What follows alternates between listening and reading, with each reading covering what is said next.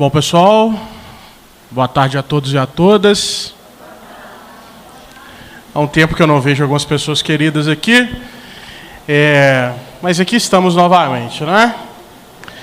Hoje eu separei um estudo para a gente pensar um pouco, discutir, conversar, tentar dialogar um pouco conosco mesmo sobre as nossas escolhas, né? Como que a gente organiza essa ideia no nosso íntimo. E aí, como a gente sempre gosta de iniciar pensando uma parte do Evangelho, eu trouxe esse versículo. O que é direito escolhamos para nós e conheçamos entre nós o que é bom. Está lá no livro de Jó 34:4. Está cortadinho ali, mas está lá no livro de Jó. E essa imagem, eu acho ela bem interessante e impactante, porque quem de nós nunca parou em uma via e se imaginou, para a direita ou para a esquerda? Eu faço isso ou eu deixo de fazer? Como que eu vou lidar com essas relações, né? Então é um pouco disso que a gente vai tentar conversar um pouquinho aqui hoje. Quais são os nossos objetivos hoje, gente? O que a gente vai tentar esclarecer? O que são escolhas, né? Para a gente ter um norte no que a gente vai pensar. Pode ser muito abrangente, mas pode ser algo mais específico. Dialogar acerca de nossas escolhas. Quando a gente conseguir perceber que nós estamos fazendo escolha o tempo todo, nós vamos pensar sobre essas escolhas. Por que fazemos as mesmas escolhas? Quando a gente pensa essa relação, imediatamente a gente tem que ponderar se as nossas escolhas estão vinculadas a um pensamento do homem e a mulher de bem. Será que as escolhas que a gente está fazendo são para nos tornarmos e construirmos relações de homens e mulheres de bem? Se a gente for pensar essa relação de bem, a gente está dentro do padrão do guia da humanidade, que é Jesus? Ou não? Ou é o meu bem, o que eu acho que é bem? Minhas escolhas, suas escolhas. A gente sabe lidar com a escolha do outro?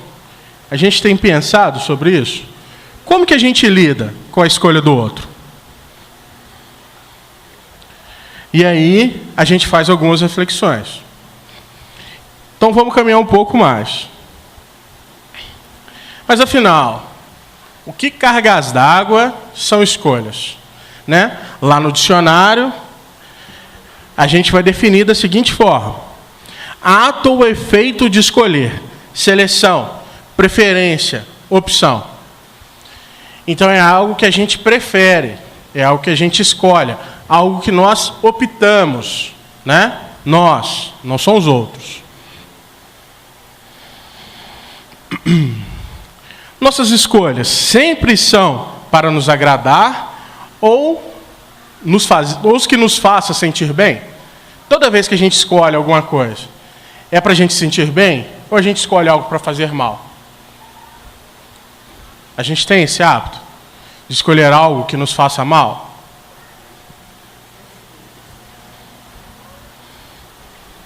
Essas escolhas sempre traduzem o meu querer? Eu sempre escolho o que eu quero?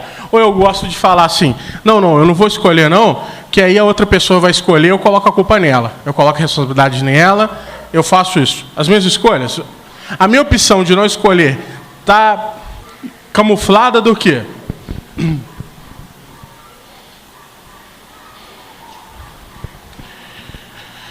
No que eu penso quando eu estou fazendo as minhas escolhas? Quando eu elaboro o raciocínio, o que eu estou pensando quando eu vou fazer isso com o próximo ou comigo mesmo? Se temos opções, quer dizer que a responsabilidade de escolha é toda minha. Mas a gente tende a continuar culpando o outro, né? Eu não tinha escolha. Viu o que você fez eu fazer, né? Depositando sempre a responsabilidade em quem está à nossa volta, principalmente no ciclo familiar e de trabalho. Todo o tempo todo. A todo instante fazemos escolhas em nossas existências. A gente está optando por A ou B todo o tempo. Todo o tempo. Só que a gente faz isso conscientemente ou a gente só reage a partir das escolhas e das relações que nós estamos envolvidos? A gente para pensar por que a gente gosta de arroz com feijão? Por que a gente não quer o estrogonofe? Por que a gente não gosta da batata palha? Ou a gente simplesmente fala que não quer saber? Criança tem muito disso, né? Não, come um gilozinho. Eu falei, não quero isso. Mas você nunca comeu, você não sabe como é que é. Não quero. O nome não me agrada, o cheiro não me agrada. Antes de experimentar, nós já estamos na negativa.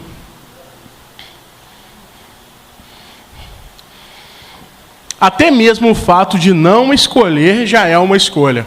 Eu escolho ficar parado, né?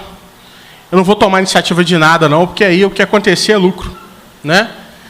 Então, essa possibilidade de ficar parado já é uma caracterização de escolha. Nós já estamos... Ninguém está isento a nada. Muitas vezes a gente fala, vou ficar quietinho aqui porque ninguém vai me ver e eu vou passar despercebido. Isso é uma escolha, né? É um raciocínio. Escolhemos sair ou ficar em casa. Escolhemos terminar o trabalho hoje ou deixar para amanhã. Se queremos andar com fulano ou beltrano. Muitas vezes a gente tem essa opção, né? A gente pode andar sozinho, mas a gente opta por caminhar com alguém. Para quê? Se alguém vê, a gente tem a quem culpar, não é mesmo? A culpa é minha, eu faço dela o que eu quiser. Eu coloco ela em quem eu quiser. Só que essa escolha é minha, eu escolhi estar com aquela pessoa. Então a responsabilidade é minha. E muitas vezes a gente, por ignorância ou por questões de más tendências, a gente tende a fazer isso com o próximo, né? Estabelecer essa relação de culpabilidade no outro, não se assumindo enquanto ator principal da sua própria vida. Tudo na vida é uma questão de escolha. Estar aqui hoje foi uma escolha. Não estar também. Quando a gente pensa isso, o que reverte essa escolha? Né? Eu estou aqui tratando, eu estou aqui me educando espiritualmente. Por que eu escolhi estar aqui hoje? Muitas vezes a gente vem no fluxo, né? O parente veio, a gente vem.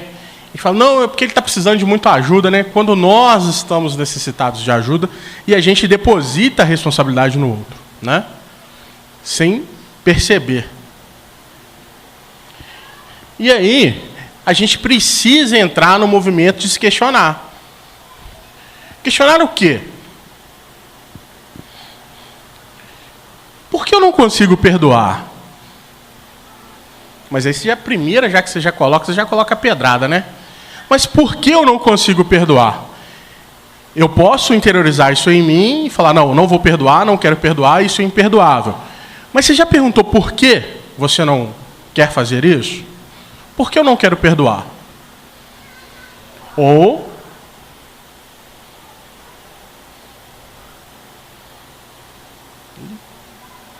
Espera aí, gente.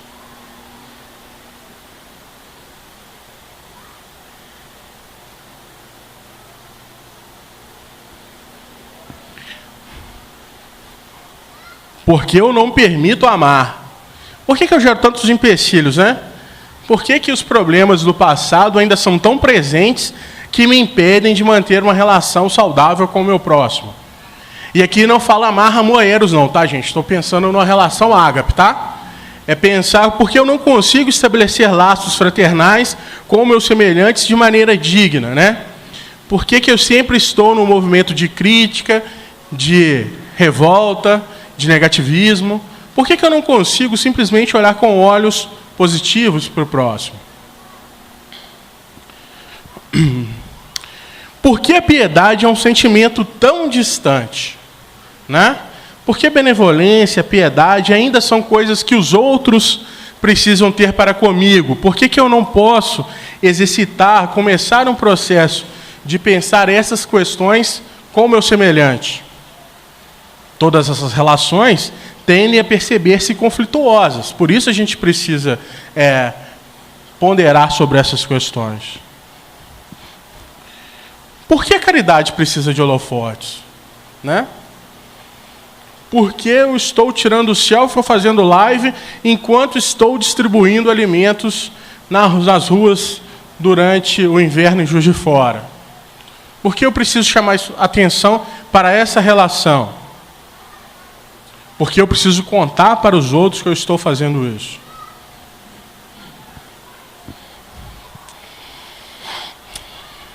Por que o desencarne me preocupa tanto? É natural, é um processo natural. É lógico que algumas pessoas não querem pensar sobre isso hoje. Mas por que você não quer pensar sobre isso? É o que vem depois que te incomoda? Ou é o que você anda fazendo aqui que te incomoda? E por que você nega pensar sobre isso? Se é uma lei natural.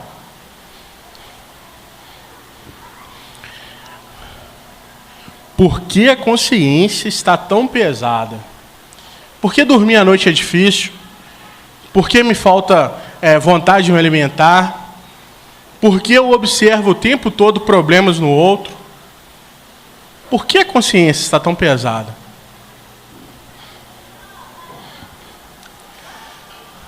Por que a vamos ver bem, pré-ocupação, ocupar-se antes dela chegar-se, consomem tanto tempo? Por que eu me preocupo tanto com o futuro? Por que eu me preocupo tanto com o que o outro está fazendo? Por que eu me preocupo tanto? Por que eu me preocupo tanto? Por que eu me preocupo tanto? Pode ser, né? Pode ser por várias razões. Mas vamos pensar algumas juntos?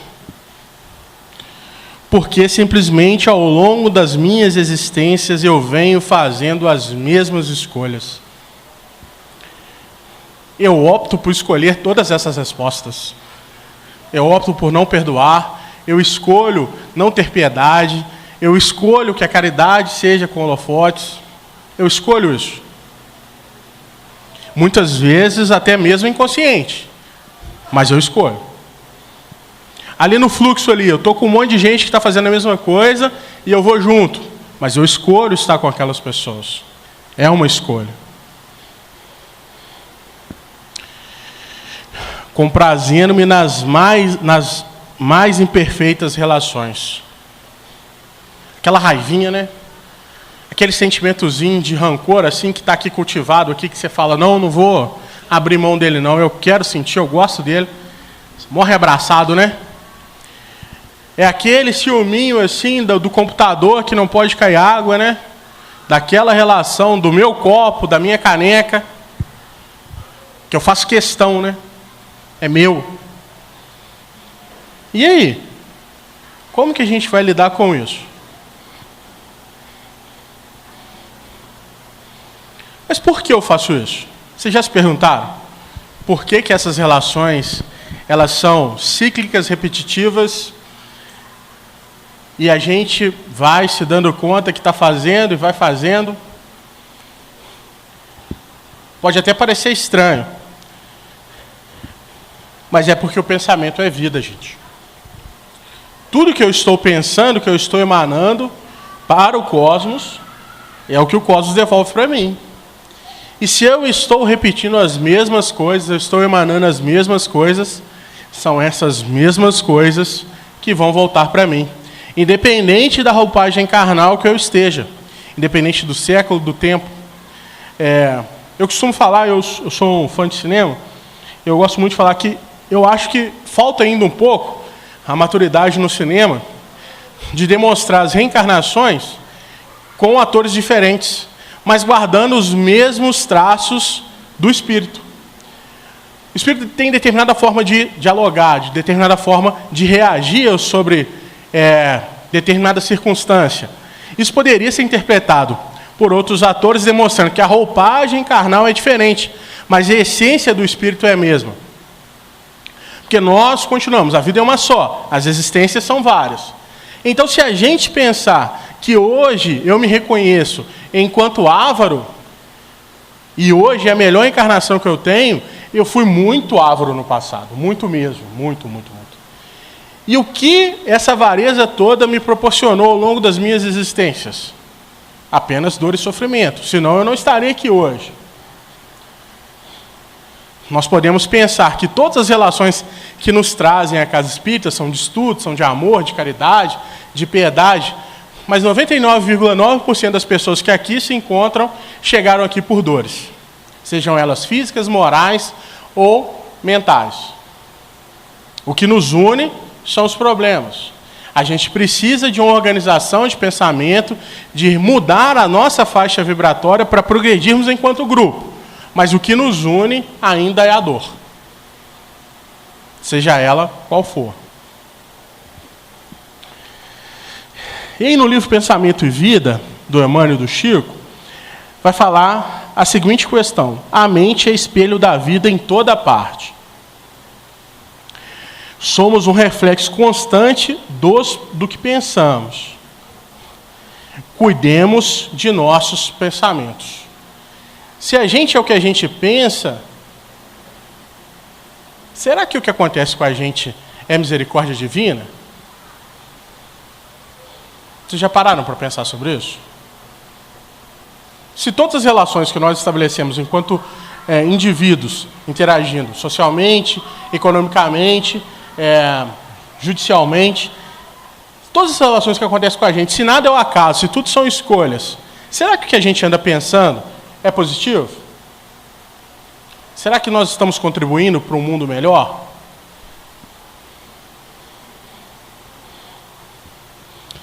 O reflexo, ele esboça a emotividade. Quando a gente está muito emotivo, a gente transparece isso para o próximo. Algumas pessoas que são mais perceptivas conseguem perceber. E aí, essa emotividade, ela plasma a ideia. É como se tivesse uma nuvenzinha negra em cima da gente, lá no desenho animado, que demonstra que nós estamos tristes, né? Então, aquela pessoa ali, ela não está num dia bom. Vamos ter um pouco de paciência com ela, vamos tratá-la com um pouco mais de carinho, de atenção. A ideia determina a atitude e as palavras comandam as ações. Então, quando a gente está triste, é muito mais fácil da gente transmitir tristeza, porque é o que a gente está sentindo, é o que está reverberando no nosso entorno. Isso é muito sério, porque a gente pode contaminar o próximo. E a gente tem que tomar cuidado com o que a gente anda falando, pensando e fazendo. E aí, a Joana traz um texto muito interessante sobre liberdade de escolha, que eu gostaria muito de compartilhar com vocês. Ela vai falar o seguinte, ó. O pensamento divino concedeu-me liberdade de poder realizar todo o bem que desejo. Ser feliz ou desventurado é-me opção voluntária. O que eu sou ou o que eu serei depende de mim. A inspiração superior nunca me falta, porém, sintonizar-me com ela será aspiração pessoal. Não adianta colocar a culpa no coleguinha do lado. Construindo as estruturas existenciais na mente, torná-las-ei realidade no percurso carnal. Então eu posso construir essa realidade de melhorar a situação a qual eu me encontro através dos bons pensamentos. A liberdade é a lei da vida, que faz parte do concerto da harmonia universal. Então, quando eu estou emanando boas vibrações, boas ideias, eu estou consoante com o universo. Quando eu estou no negativismo, eu estou fora da casinha. Continuando. Submetido à ordem da ação, que desencadeia reações correspondentes, eis o que de ti próprio faças, movimentando-te no rumo que eleges. A dificuldade de agora é o efeito da insensatez do passado. Se nós hoje estamos passando por momentos complicados, ele provém de insensatez do passado. Do passado lá da minha vida, lá no Egito, onde quando eu era faraó, Everton, não. 5 minutos atrás, quando você deu uma má resposta para a pessoa enquanto ela precisava de ajuda. Não precisa de encarnações passadas para estar quitando débitos presentes, não.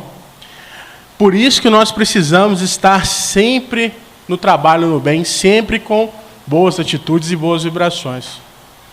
Geralmente a gente sempre coloca o problema no karma. A gente estabelece uma relação, não, mas porque estou passando essa dificuldade aqui, porque quando eu era seu feudal lá na Europa, que eu era muito rico, eu não soube lidar bem com a riqueza, por isso que eu estou pobre hoje. Na realidade, você é pobre hoje porque você gasta mais do que você recebe. É matemática simples. Se você gastar mais do que você recebe, você vai sempre estar no vermelho. Não precisa de ir lá na Europa, no período feudal, quando você era nobre, para fazer esse tipo de relação, não. É uma construção simples, mas é muito mais fácil colocar a culpa em algo que não está tangível para a sua percepção, do que perceber que você é um péssimo administrador financeiro. É muito mais fácil, porque aí você teria que assumir uma série de incompetências presentes que lhe fazem pensar sobre todas as outras questões a quais você está envolvido. A vida renova-se a cada momento. Ninguém tem o destino do sofrimento. Ele é resultado da ação negativa, jamais a causa.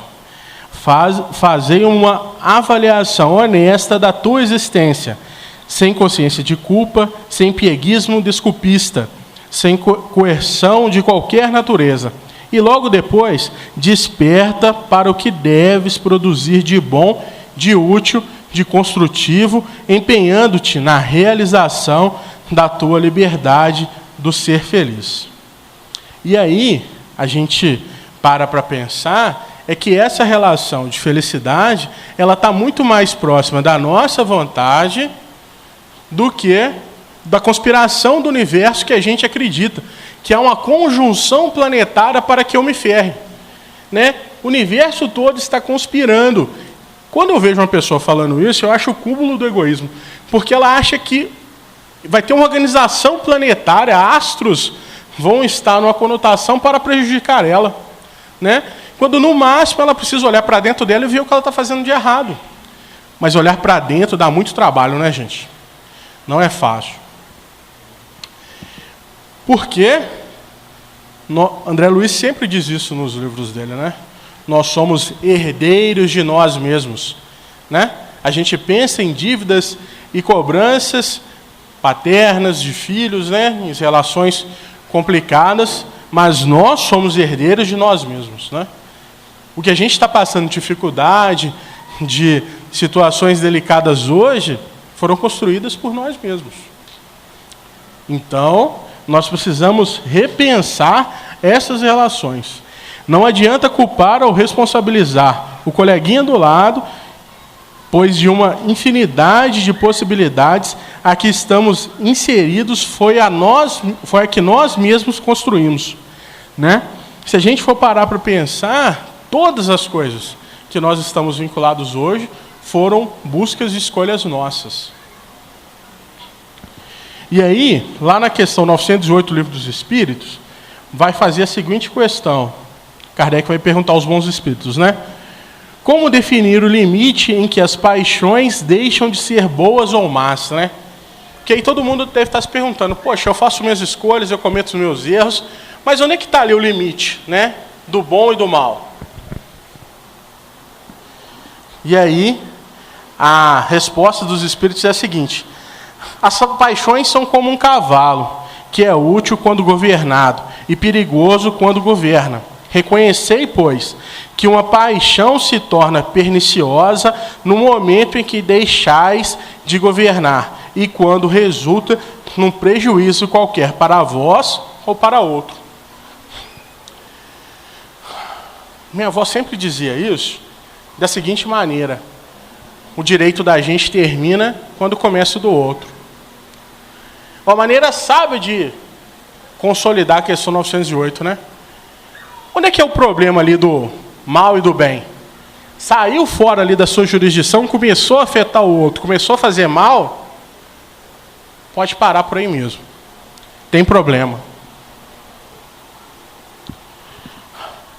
E aí? Mas dá para ter essa noção? Quando que é? Sim. Olha só, na questão 625, ainda do Livro dos Espíritos, vai fazer a seguinte questão. qual o tipo mais perfeito que Deus tem oferecido ao homem para lhe servir de guia e modelo? Onde é que a gente vai ver essa conotação do bem? E aí, os espíritos vão responder de maneira direta. Vê de Jesus. Nossa, mas Jesus... E aí Kardec vai continuar com um comentário, olha só. Jesus é para o homem o tipo de perfeição moral a que pode aspirar a humanidade na Terra. Deus nos oferece como o mais perfeito modelo e a doutrina que ele ensinou é a mais pura expressão de sua lei, porque ele estava animado do Espírito Divino e foi o ser mais puro que já apareceu na Terra. E aí, a gente vai tomar de exemplo rapidamente 3 passagens para a gente demonstrar como nós nunca tomaríamos as mesmas decisões que Jesus tomou. O primeiro caso, muito comum, que todo mundo já deve ter passado em alguma instância na vida. Não digo só traição de relacionamento afetivo não, tá, gente? Judas era amigo pessoal de Jesus, andava com Jesus, estava sempre com ele. O traiu por algumas moedas. É lógico que o contexto é muito maior e se a gente fosse parar para conversar, daria uma palestra, né?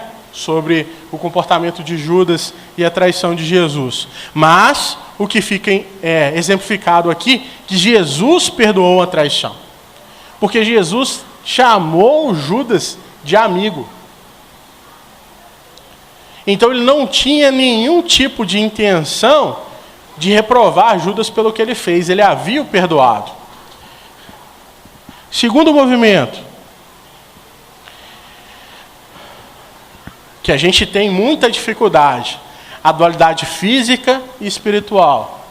Jesus, quando questionado sobre o pagamento de impostos ao Império Romano, inquirido pelos fariseus que queriam providenciar uma pegadinha para desmoralizar Jesus na frente das pessoas que o seguiam, perguntaram: o que deve fazer, Senhor?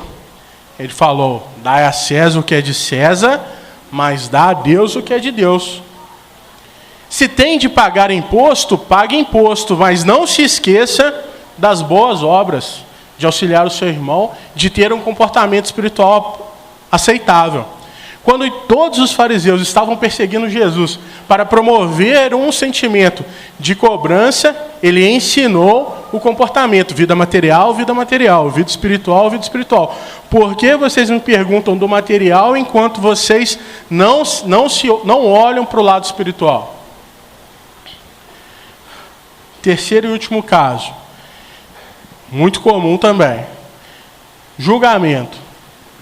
Essa passagem é uma das mais bonitas e uma das que eu mais gosto do Evangelho, é a mulher adúltera, quando todos os homens estavam prontos para apedrejá-la, por ela ter sido pega em adultério, ele começa a desenhar no chão uma série de informações sobre pecados e comportamentos levianos que muitas pessoas ali reproduziam, mas queriam apedrejar a jovem. E aí, o que ele faz? Quem não tiver pecado, atire a primeira pedra. Pois as pessoas estavam julgando aquela mulher sem fazer um autoexame das suas próprias consciências. E a gente tende a fazer isso, né? A gente tende a julgar o outro com muita propriedade, mas a gente não faz o movimento inverso de pensar as nossas relações dificultosas, a quais todos estamos inseridos. Mas aí, com certeza, todo mundo deve estar pensando, né? Eu não sou Jesus, né? Eu não estou nesse patamar de evolução espiritual, né? E aí, ele traz essa informação: podeis fazer tudo o que eu faço e muito mais. Retomando a relação anterior, Jesus foi o ser mais puro a estar aqui. Não tinha por que mentir para nos agradar, né? Nós podemos fazer tudo o que ele fez e muito mais. Basta apenas que queiramos, não tomando aqui a ideia megalomaníaca de mudar o mundo como Jesus mudou, tá, gente? Jesus transformou a relação, tanto que o nosso calendário é dividido no quê? Antes de Cristo e depois de Cristo, né? É o marco histórico da humanidade ocidental. Então a gente não precisa pensar que a gente tem que mudar o mundo, essa ideia megalomaníaca. Mas a gente precisa fazer o quê? Em honra a essa relação. Mudar o nosso mundo íntimo, começando pelas pequenas coisas. Parar de falar aquela mentirinha, né? Parar de ficar agarradinho naquela canequinha que ninguém pode pegar. A gente pode mudar as pequenas coisas. Tem coisas que a gente consegue alterar já nessa encarnação. A gente não precisa deixar para a próxima, como o senso comum gosta muito de dizer. Por exemplo, né, nas pequenas coisas, a gente pode começar a fazer escolha diferente de hoje em diante. Se a gente consegue perceber, nossa, eu escolhi isso a minha vida toda, minha existência toda, vou fazer uma escolha diferente. Vai dar certo? Não tem como saber, né, gente? A gente precisa experienciar as relações. Porque a gente quer mudar a escolha para quê? Para acertar, não é? Mas mudar a escolha não quer dizer que é acerto. Quer dizer experiência nova. Como que a gente vai fazer uma escolha diferente? Pautado no Evangelho de Jesus. E aí a escolha pode funcionar. Mas será que a gente está preparado para viver essas experiências? Então a gente precisa dar um passo de cada vez. Muitas vezes a gente quer alterar tudo de maneira rápida, né? A gente quer deixar de ser espírito aprendiz e passar a mentor. Mas a gente não quer passar pelo processo todo, né, de desenvolvimento. Então, é um convite a essa reflexão de como andam as minhas escolhas, por que elas me movem, por que eu tenho feito elas. E aí a gente pode ter um norte de como que a gente vai mudar de agora em diante. Porque aí seremos herdeiros de outras coisas, não do que nós viemos sendo ao longo dessas existências. Beleza? Muito obrigado pela atenção de todos vocês.